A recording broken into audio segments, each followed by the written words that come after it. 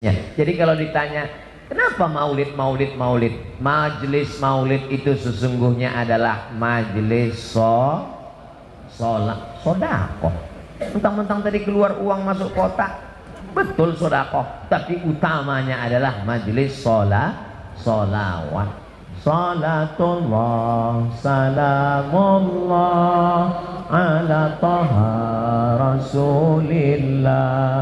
Salatullah salamullah ala yasin habibillah. Tawassalna bismillah wa bil hadi rasulillah wa kulli mujahidin lillah bi ahlil badri ya Allah. Diiringi oleh anak-anak muda hadrah. Apa nama hadrahnya Ustaz? Akhlakul Mustafa, akhlaknya Rasulullah. Sudah acara maulid keliling, ngajinya dengan habaib dan ulama, tapi acara nikahnya masih pakai keyboard tunggal, artisnya pakai rok pendek. Pulangnya tak perlu lagi diceritakan, sakit hati ibu nanti.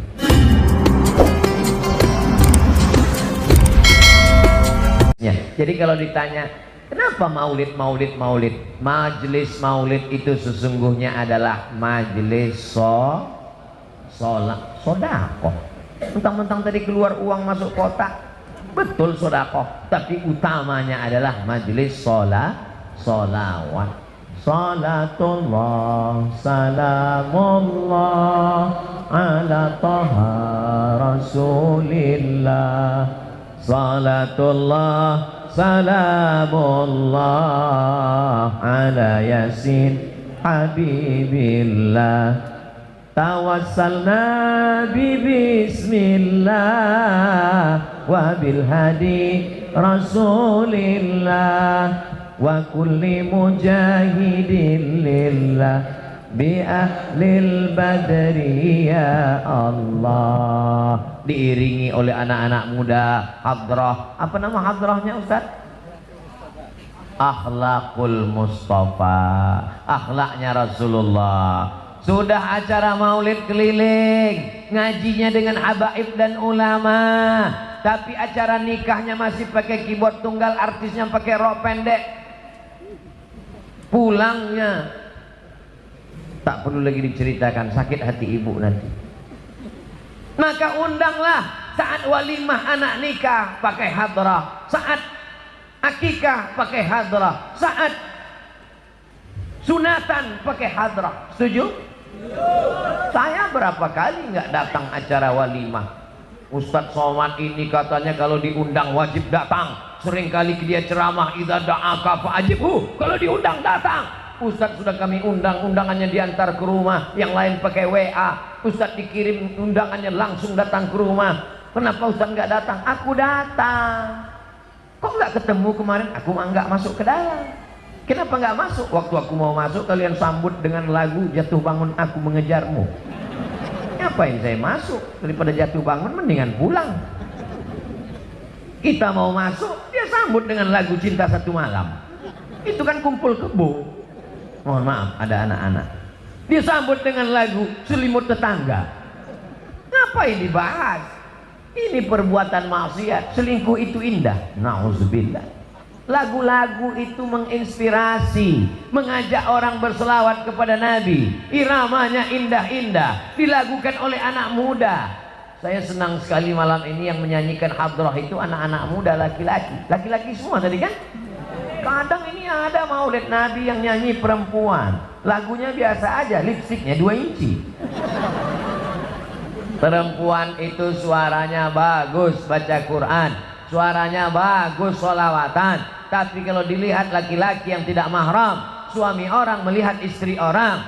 Banyak perempuan pakai jilbab bagus, pakai baju bagus, wajahnya glowing di depan suami orang, di depan istrinya sendiri seperti mak lampir, nyiblorong, sundel bolong, suster ngesot. Hafal semua nih Pak Ustaz. Jamaah yang dimuliakan Allah. Tapi malam ini Masya Allah tabarakallah, majelis salawat kita insya Allah diridhai Allah, disenangi Rasulullah. Kenapa? Karena tidak campur antara laki-laki dan perempuan. Tuh kok ada perempuan, mereka terjebak di tengah laki-laki. Masya Allah, tabarakallah. Ini yang baik-baik ini kita bawa insya Allah. Apa pelajaran dari Bekasi? Silaturahimnya terjaga. Apa pelajaran dari Bekasi? Cerita judulnya tepat mengingat mati, supaya masyarakat ini diingatkan pada mati. Wa kafa bil mauti wa'iza. Ada nasihat yang tidak bersuara, ada nasihat yang bukan khutbah, bukan ceramah, bukan tausiah, bukan tazkirah.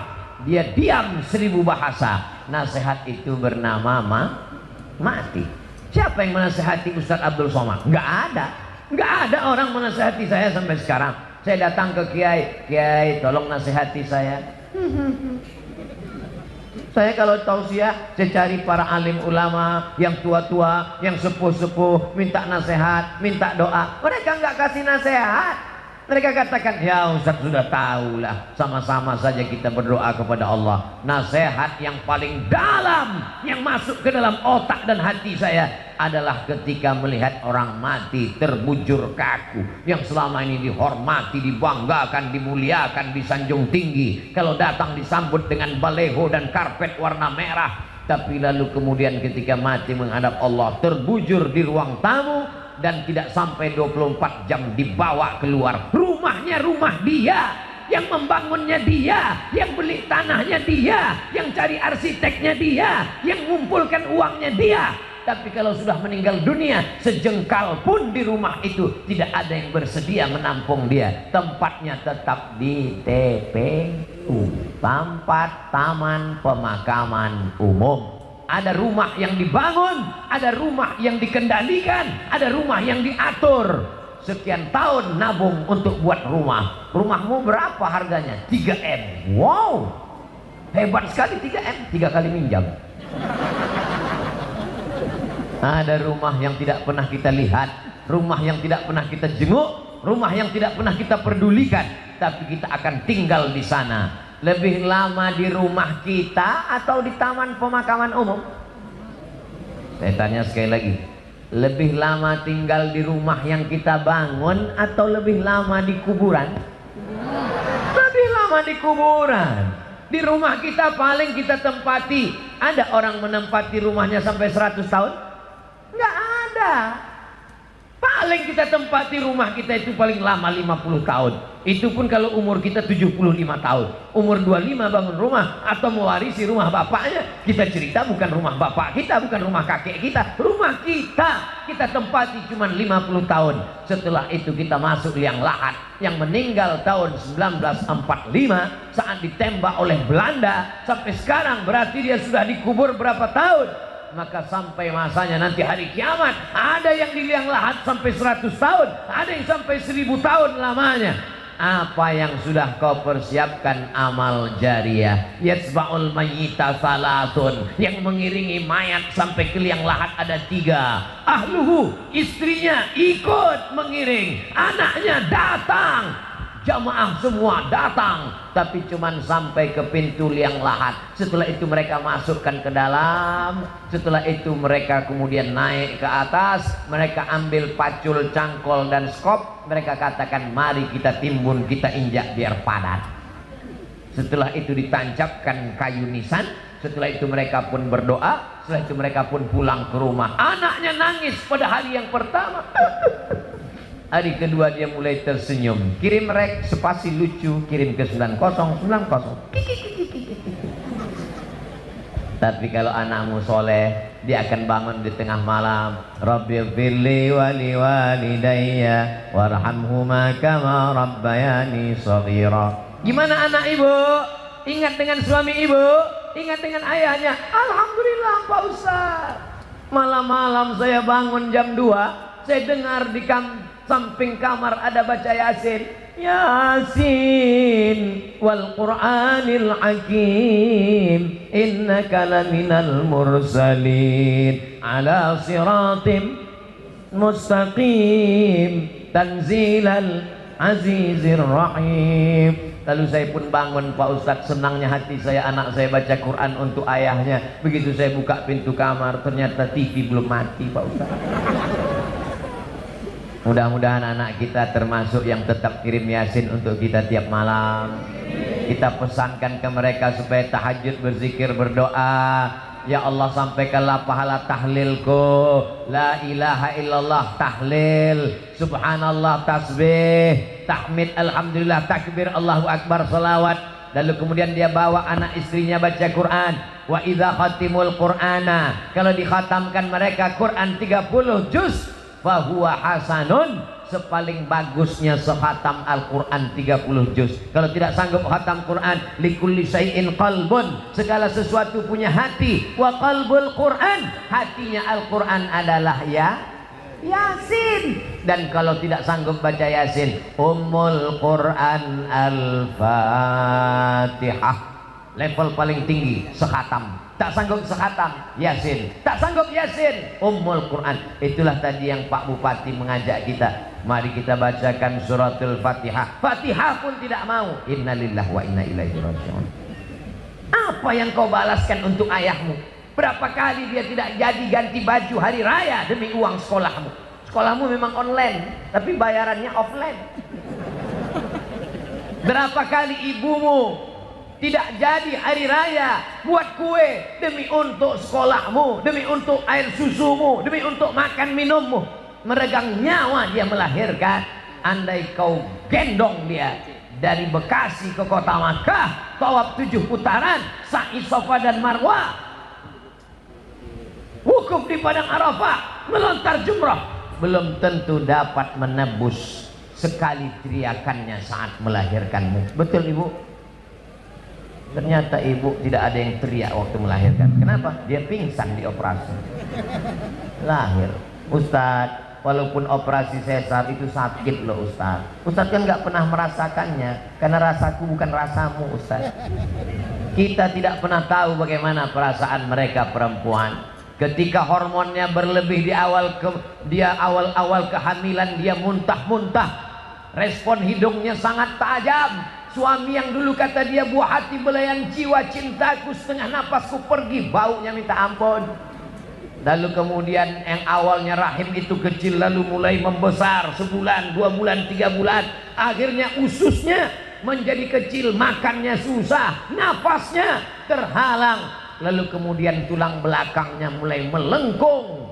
Lalu ketika melahirkan anak seperti patah-patah tulang rusuknya. Itulah ayat yang disebut dalam Al-Quran, wahnan ala wahnin, lemah di atas lemah. Tak ada yang bisa membalas kelemahan-kelemahan itu, dan tidak ada yang sanggup membahasnya.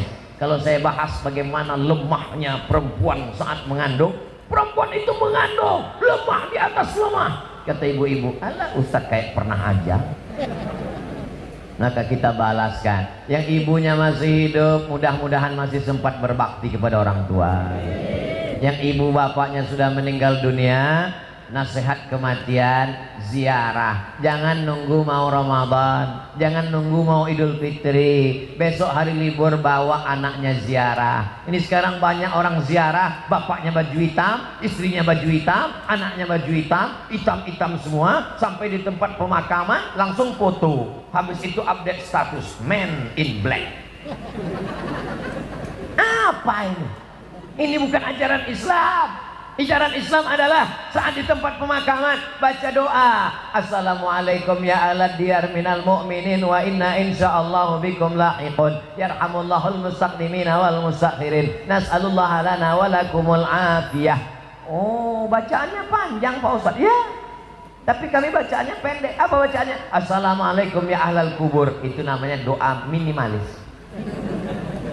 Apalah salahnya cetakkan doa ziarah kubur? Tanya nanti panitia berapa ongkosnya buat baliho besar seperti ini, buat doa ziarah kubur, tempel besar-besar di dekat pemakaman TPU. Assalamualaikum ya ala diyar minal mu'minin wa inna insyaallah bikum lahiqun yarhamullahul mustaqdimin wal mustakhirin nas'alullaha lana wa lakumul afiyah. Coblos nomor